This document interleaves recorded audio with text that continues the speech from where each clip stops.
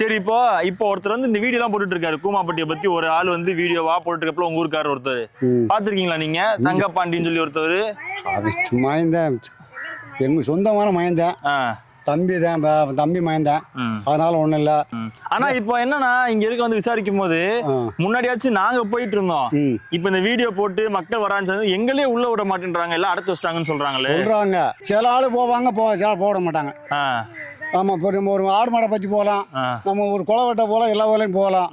ஆனால் சில ஆளில் போக விட மாட்டாங்க. சரி, இப்போ நிறைய அந்த நெட்டில் இந்த ஃபோன்லாம் வந்துட்டு கூமாப்பட்டியில் போயிட்டு சுற்றி பார்க்கறதுக்கு இடம் இருக்கு, தங்குறதுக்கு இடம் இருக்கு, எல்லா வசதியுமே இருக்குன்னு சொல்றாங்க. அதெல்லாம் உண்மை? அங்கே தங்குறதுக்கான வசதிகள்லாம் ஹோட்டல்லாம் இருக்கா? எங்க வேணாலும் தங்கலாம்.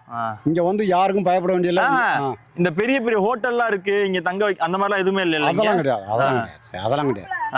இங்க தங்குறதுக்கான ஹோட்டல்லாம் கிடையாது, இங்க தங்குற ஹோட்டல்லாம் கிடையாது. இங்க எந்த ரூமும் எதுவும் கிடையாது. போய் எந்த இடத்துல நம்ம இஷ்டப்பட்ட இடத்துல இப்படி பிளாட் இல்ல, சும்மா போய் பார்க்கலாம், எங்க வேணா தங்கிக்கலாம், வச்சுக்கலாம். டேம்ல போய் பார்க்கலாம். ஆனா நைட்டு போயிட்டு ஹோட்டல்ல தங்குற மாதிரி ஹோட்டல்லாம் கிடையாது, ஹோட்டல்லாம் கிடையாது, எதுவுமே கிடையாது, எதுவுமே கிடையாது.